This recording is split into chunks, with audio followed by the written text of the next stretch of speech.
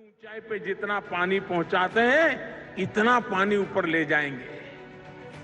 यानी एक प्रकार से नदी 200 मंजिला ऊंचाई पर ले जाएंगे और वहां से पानी नीचे लोगों को पहुंचेगा। ये टेक्नोलॉजी का मिरेकल है। मैं समझता हूं ये भी एक अजूबा बन जाएगा कि एक गांव ऊपर 200-300 घरों की बस्ती, लेकिन इनको पानी पहुंचाने के लिए एक संवेदनशील सरकार 200 मंजिला तक पानी को ऊपर ले जाए। हर नागरिक के प्रति हमारी भक्ति कितनी है, इसका ये जीता जागता उदाहरण है। इस योजना का प्रमुख जल स्रोत बना मधुबन डैम। अपनी तरह की अनोखी परियोजना जो ऊंचाई वाले एक नहीं बहुत से गांवों में पानी पहुंचाने के लिए तैयार हुई और 54 मीटर से पानी उठाकर 614 मीटर यानी कि 1837 फीट की ऊंचाई तक पानी पहुंचाना शुरू हुआ। इस योजना के तहत कपराड़ा के 124 गांव, धर्मपुर के 50 गांव और 1028 छोटी बस्तियों के 4.5 लाख लोगों तक दैनिक 7 करोड़ 50 लाख लीटर पानी पहुंचाया गया। इस योजना के तहत पानी का सफर कुछ यूं होता है। पानी इनटेक होता है समुद्र से 54 मीटर ऊंचाई से, जो 495 मीटर ऊंचाई वाले नीलोसी तक पहुंचता है। नीलोसी से रोहियाल जंगल में 122 मीटर पर नीचे उतर के लोगों की प्यास बुझाता है।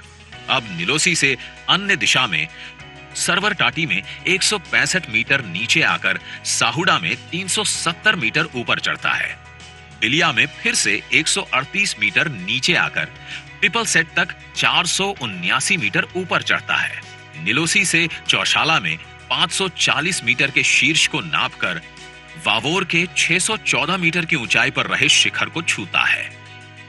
यहां चौशाला से अन्य शाखा पार नदी में 116 मीटर के बेज को स्पर्श करती है, जहां से सिंगरमल में 576 मीटर पहुंचकर पुनः पार नदी के 159.35 मीटर बेज को छूते हुए समरसिंगी में 528 मीटर की बुलंदियों को छूता है। यानी कि ऊपर नीचे जंगल और पर्वत श्रृंखलाओं से 1202 जगहों पर पहुंच रहा पानी मानो रोलर कोस्टर में राइड ले रहा है।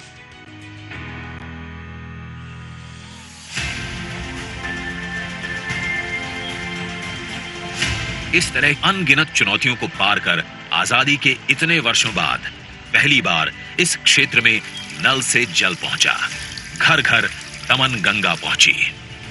डबल इंजन की सरकार होने का फायदा क्या होता है, इसका उदाहरण है करीब 590 करोड़ रुपए की लागत से पूरी हुई ये परियोजना, जिसमें केंद्र सरकार के दिशा निर्देश और राज्य सरकार के अमलीकरण की सहभागिता ने इस क्षेत्र के 100% लोगों तक नल से जल पहुंचाने का संकल्प साकार कर दिखाया। आज इस योजना को प्रधानमंत्री श्री नरेंद्र मोदी ने मुख्यमंत्री श्री भूपेंद्र पटेल की उपस्थिति में किया है देश को समर्पित। एस्टॉल क्षेत्रीय जल आपूर्ति योजना, नामुमकिन हुआ है मुमकिन। पाणीदार नेतृत्वમાં પાણીદાર ગુજરાત। આભાર માનનીય પ્રધાનમંત્રી શ્રી, આ ભેટ આપવા માટે। અંતરિયાળ વિસ્તારમાં રહેતા પ્રજાજનોને પ્રધાનમંત્રીશ્રીએ પોતાના અંતરમાં સ્થાન આપ્યું છે અને એટલે જ તેમના વિકાસમાં કોઈ અંતરાય ન આવે એની હરહંમેશ તેમણે ચિંતા કરી છે। आदिवासी से लेकर विश्व प्रवासी के कल्याण हेतु जिनके विचारों में नावीन्य, वचनों में सौजन्य और कार्यों में सामर्थ्य है, ऐसे आदरणीय प्रधानमंत्री श्री नरेंद्र भाई मोदी जी को आइए जोरदार तालियों के साथ आमंत्रित करते हैं अपने प्रेरणादायी मार्गदर्शन के लिए।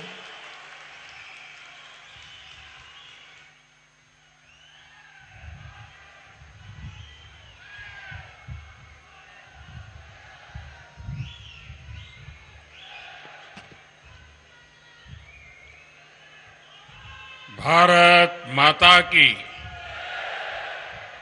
भारत माता की,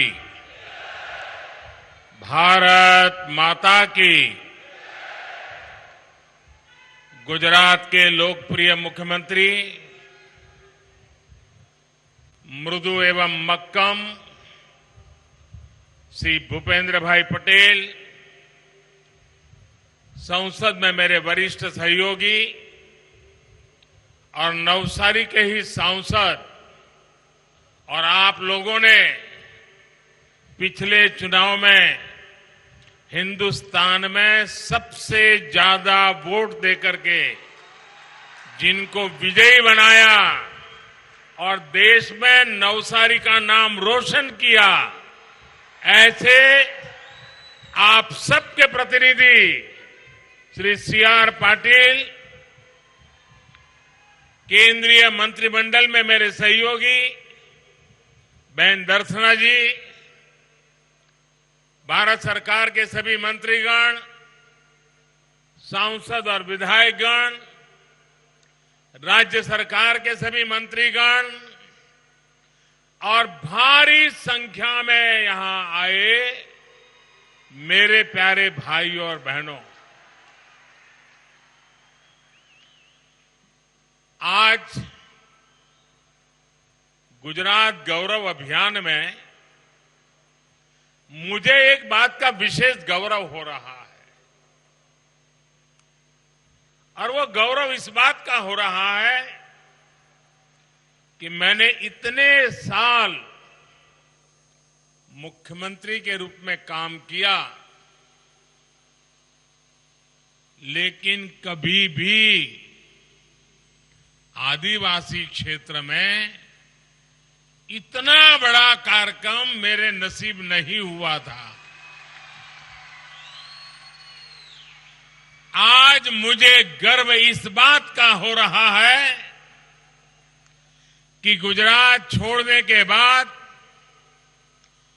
जिन जिन लोगों ने गुजरात को संभालने का दायित्व निभाया और आज भूपेंद्र भाई और C.R. की जोड़ी जिस उमंग और उत्साह के साथ नया विश्वास जगा रही है, उसी का परिणाम है कि आज मेरे सामने 5 लाख से भी अधिक लोग इतना बड़ा विशाल, मुझे गर्व इस बात का होता है कि जो मेरे कालखंड में मैं नहीं कर पाया था, वो आज मेरे साथी कर पा रहे हैं और आपका प्यार बढ़ता ही जा रहा है और इसलिए मुझे सर्वाधिक गर्व हो रहा है। नवसारी की इस पावन धरती से मैं उनाई माता मंदिर को सिर झुका करके प्रणाम करता हूं। आदिवासी सामर्थ्य और संकल्पों की इस भूमि पर गुजरात गौरव अभियान का हिस्सा बनना, ये भी मेरे लिए अपने आप में गौरवपूर्ण बात है। गुजरात का गौरव बीते 2 दशक में जो तेज विकास हुआ है, सबका विकास है और इस विकास से पैदा हुई नई आकांक्षाएं हैं। इस गौरवशाली परंपरा को डबल इंजन की सरकार ईमानदारी से आगे बढ़ा रही है। आज मुझे 3,000 करोड़ रुपए से अधिक के प्रोजेक्ट का लोकार्पण, शिलान्यास और भूमि पूजन करने का अवसर मिला है। मैं भूपेंद्र भाई का, राज्य सरकार का आभारी हूं कि ऐसे इस पवित्र कार्य में जुड़ने के लिए आपने मुझे निमंत्रित किया। ये सारे प्रोजेक्ट्स नवसारी, तापी, सूरत, वलसाड सहित दक्षिण गुजरात के करोड़ों साथियों का जीवन आसान बनाएंगे। बिजली, पानी, सड़क, स्वास्थ्य, शिक्षा और हर प्रकार की कनेक्टिविटी, इसके ये प्रोजेक्ट्स और वो भी विशेष रूप से हमारे आदिवासी क्षेत्र में हो, तब तो वो सुविधा रोजगार के नए अवसरों से जोड़ेंगे। इन सारी विकास योजनाओं के लिए मैं आज इस क्षेत्र में मेरे सभी भाई बहनों को और पूरे गुजरात को बहुत बहुत बधाई देता हूं। भाइयों और बहनों, 8 साल पहले आपने अनेक अनेक आशीर्वाद दे करके बहुत सारी उम्मीदों के साथ मुझे राष्ट्र सेवा की अपनी भूमिका को विस्तार देने के लिए आपने मुझे दिल्ली भेजा था। बीते 8 सालों में हमने विकास के सपने और आकांक्षाओं से करोड़ों नए लोगों, अनेकों नए क्षेत्रों को जोड़ने में सफलता प्राप्त की है। हमारा गरीब, हमारा दलित, वंचित, पिछड़ा, आदिवासी, महिलाएं, ये सभी अपना पूरा जीवन मूल जरूरतों को पूरा करने में बिता देते थे। ऐसे कालखंड थे।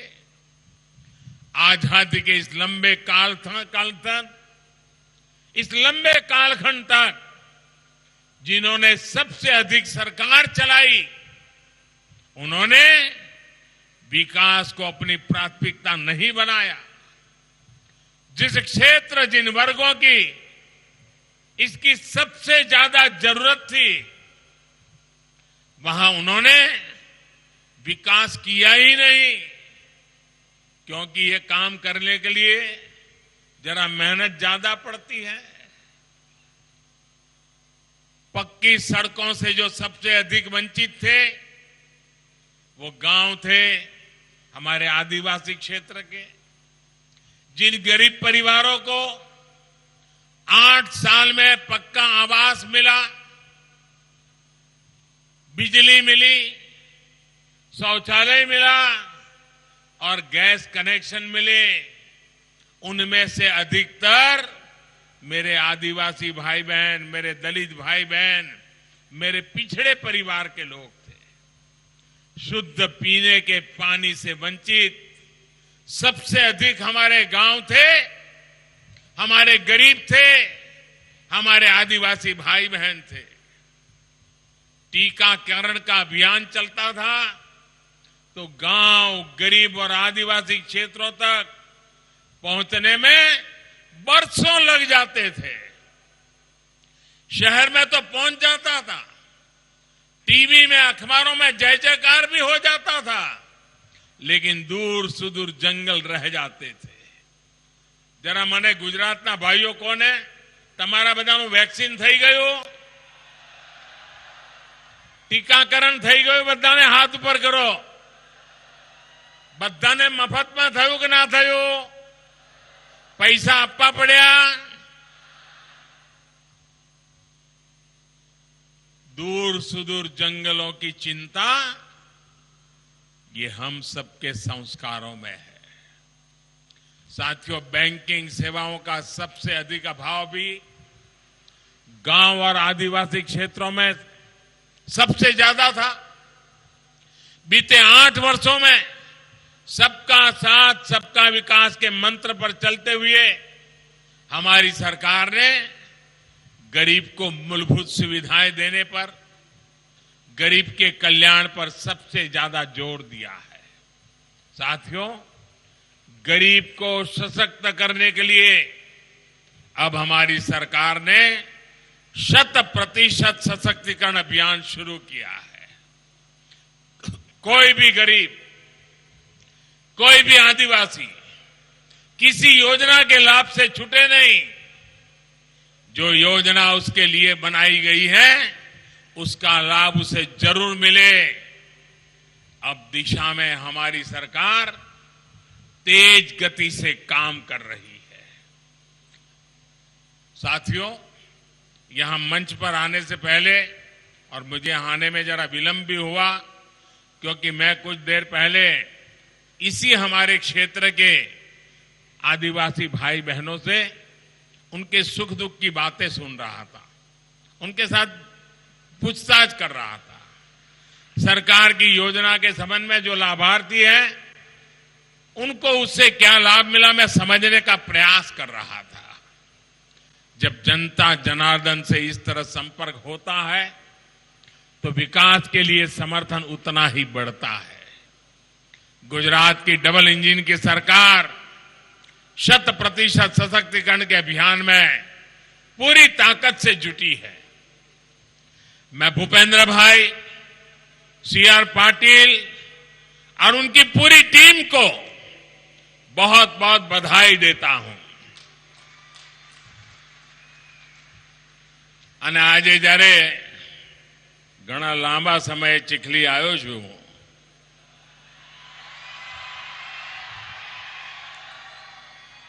તો સ્વાભાવિક છે કે એની બધી યાદો તાજી થાય।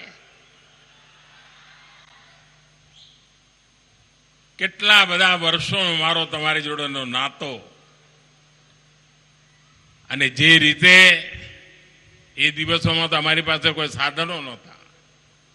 અહીં આવીએ, બસમાંથી ઉતરીને ખભે થેલો લટકાઈને આવતા હોઈએ, અને અહીંયા અનેક પરિવારો, અનેક ગામ, મને સાંભળતું નથી કે આટલા બધા વર્ષો આ વિસ્તારોમાં હું તમારી વચ્ચે રહ્યો, કોઈ પણ દિવસ મારે ભૂખા રહેવાની નોબત નથી આવી। આ પ્રેમ, આશીર્વાદ, આ મારી શક્તિ છે। આદિવાસી ભાઈઓની વચ્ચે કામ કરવાના અવસર મળ્યા, એના કરતા વધારે એમની પાસેથી મને શીખવાના અવસર મળ્યા। સુઘડતા, સ્વચ્છતા, અનુશાસન, આપણે ડાંગના જિલ્લામાં જતા હોઈએ, या आदिवासी विસ્તારમાં જતા હોઈએ, સવાર હોય, સાંજ હોય કે અંધારું થવાની તૈયારી હોય, બધા એક લાઈનમાં જ ચાલતા હોય, એકબીજાના પાછળ જ ચાલતા હોય। અને આ મસ્તું નથી, બહુ સમજદારીપૂર્વક કરતી એમની જીવન રચના છે। આજે આદિવાસી સમાજ એક સામુદાયિક જીવન, એના આદર્શો આત્મસાત કરનારું, પર્યાવરણની રક્ષા કરનારું એવું આપણો આ સમાજ। અહીંયા બધાએ કહ્યું કે આજની આ 3000 કરોડ રૂપિયાની યોજનાઓ, મને યાદ છે એક જમાનો હતો ગુજરાતમાં, ભૂતકાળમાં એક એવા મુખ્યમંત્રી હતા આપણે ત્યાં, આજ વિસ્તારના, આદિવાસી વિસ્તારના, એમના પોતાના ગામમાં પાણીની ટાંકી નહોતી। હેન્ડપંપ લગાવે એ પણ 12 મહિને 1.5 વર્ષે સુખા થઈ જાય, એના વાયસર ખટી જાય। આ બધાને કહેવાય હું આવ્યો, ગુજરાતમાં જવાબદારી લીધી અને એમના ગામમાં મેં ટાંકી બનાવી હતી। એક જમાનો એવો હતો ગુજરાતમાં કે ગુજરાતના એક મુખ્યમંત્રીએ જામનગરમાં એક ટાંકી બનાવી હતી પાણીની। એ પાણીની ટાંકીનું ઉદ્ઘાટન કર્યું હતું અને ગુજરાતના છાપામાં પહેલા પાના પર મોટા ફોટા છપાણા હતા કે મુખ્યમંત્રીએ પાણીની ટાંકીનું ઉદ્ઘાટન કર્યું। એ દિવસો ગુજરાતે જોયા છે। આજે મને ગર્વ થાય છે કે હું આદિવાસી વિસ્તારમાં 3000 કરોડ રૂપિયાના કામો એનું ઉદ્ઘાટન કરતો। અને આપણે ત્યાં તો કોઈ પણ કામ કરો એટલે કેટલાક લોકો ચાલુ જ પડી જાય કે જોયું ચૂંટણી આવી એટલે કામ થાય છે, ચૂંટણી આવી એટલે કામ થાય છે। અમારા કાર્યકાળનો એક અઠવાડિયું કોઈ એવું શોધી લાવે, એક, આ મારી ચુનૌતી છે મને સરકારની અંદર લગભગ 22-23 વર્ષ થઈ ગયા. એક અઠવાડિયું કોઈ શોધી લાવે કે જે અઠવાડિયામાં અમે કોઈ વિકાસનું નવું ન કામ કર્યું હોય એવું એક અઠવાડિયું ન મળે. પણ કેટલાક વાંક દેખા લોકોને એમ જ લાગે કે આ ચૂંટણી છે. હવે મારે એટલા માટે કહેવું પડે છે કે 2018માં આ વિસ્તારને પાણી આપવા માટે આવડી મોટી યોજના લઈને જયારે હું આવ્યો તો અહીંયા, ત્યારે અહીં કેટલાક લોકોએ કહ્યું હતું જો થોડા સમય પછી 19માં લોકસભાની ચૂંટણી આવવાની છે એટલા મોદી સાહેબ અહીંના આંબા આંબલી દેખાડવા માંડ્યા છે. આજે મને ગર્વ થાય છે કે લોકો ખોટા પડ્યા અને આજે પાણી પહોંચાડી દીધું. કોઈને ગણે નહોતું ઉતરતું. ભાઈ નેવાના પાણી મોભે ચડાવવાની વાત સીઆરે પણ કરી, ભૂપેન્દ્રભાઈએ પણ કરી, પણ એમાં તો નેવા અને મોભા વચ્ચે 3-4 ફૂટથી વધારે અંતર નથી હોતું. 3-4 ફૂટનો ઢાળ હોય છે. આ તો 200 માળનો ઊંચો પહાડ ચડવાનો અને તળિયેથી પાણી ઉપાડીને પહાડની ચોટી પર લઈ જવાનું. અને એ પણ જો ચૂંટણીઓ જીતવા માટે કરવાનું હોય ને તો કોઈ 200-300 વોટ માટે આવી મગજમારી ના કરે ભાઈ. એ તો બીજી જગ્યાએ કરે. અમે ચૂંટણી જીતવા માટે નહીં, અમે તો આ દેશના નાગરિકોનું ભલું કરવા નીકળેલા લોકો છીએ. ચૂંટણી તો લોકો અમને જીતાડતા હોય છે. લોકોના આશીર્વાદથી અમે બેસતા હોઈએ છીએ. અને એસ્ટોલ પ્રોજેક્ટ એન્જિનિયરિંગની દુનિયામાં સુરેન્દ્રનગર જિલ્લામાં ઢાંકીનું કામ, અને હું તો એન્જિનિયરિંગ યુનિવર્સિટીઓને, કોલેજોને, ટેકનિકલ વિદ્યાર્થીઓને કહીશ કે ઢાંકીમાં અમે જે નર્મદાનું પાણી ચડાવ્યું છે એવી જ રીતે અહીંયા અમે જે પાણી ચડાવ્યું છે આનો એન્જિનિયરિંગના કોલેજના વિદ્યાર્થીઓએ અભ્યાસ કરવો જોઈએ. પ્રોફેસર આવવું જોઈએ કે કેવી રીતે પહાડોમાં ઉતાર ચડાવ અને હિસાબ કિતાબ, કે આટલું ઊંચે જઈશું પછી પાણીનું આટલું પ્રેશર આવશે, પછી અહીંયા પંપ લગાવીશું તો પાણી આટલું ઉપર જશે. આ એક મોટું કામ થયેલું છે. અને આપણે ત્યાં, હું તો અહીંયા ધરમપુરના બીજા વિસ્તારોમાં ખૂબ સમય રહ્યો છું, સાપુતારામાં રહ્યો છું. કાયમ માટે અનુભવ કયો, વરસાદ ખૂબ પડે પણ પાણી આપણા નસીબમાં ના હોય, પાણી વહી જાય. અમે પહેલી વાર નક્કી કર્યું કે અમારા જંગલોમાં, ઊંચી ટેકરીઓ પર રહેતા છૂટા છવાયા અમારા આદિવાસી ભાઈઓ હોય યા જંગલ વિસ્તારમાં રહેતા અન્ય સમાજના ભાઈઓ હોય, એમને પાણી મેળવવાનો હક છે, પીવાનું શુદ્ધ પાણી પ્રાપ્ત કરવાનો હક છે. અને એના માટે અમે આવડા મોટા અભિયાન ઉપાડ્યા છે. આ ચૂંટણીઓ માટે ઉપાડેલા અભિયાન નહોતા. અને અમે કહેતા હતા કે જેનો શિલાન્યાસ અમે કરીએ ને એનું લોકાર્પણ પણ અમે જ કરીએ છીએ. અને આજે મારું સદભાગ્ય છે કે એ કામ પણ મને નસીબમાં થયું છે. એક કમિટમેન્ટ છે પ્રજા માટે જીવવાનું, પ્રજા માટે ખપવાનું. રાજકીય આટાપાટાની અંદર સમય બરબાદ કરનારા અમે લોકો નથી. અમારે મન સત્તામાં બેસવું એ માત્ર ને માત્ર સેવા કરવાનો એક અવસર સમજીએ છીએ. જનતા જનાર્દનનું ભલું કરવાનો અવસર સમજીએ છીએ. કોવિડની આફત આખી દુનિયામાં આવી, પણ આટલા બધા વેક્સિનેશનના ડોઝ આપનારું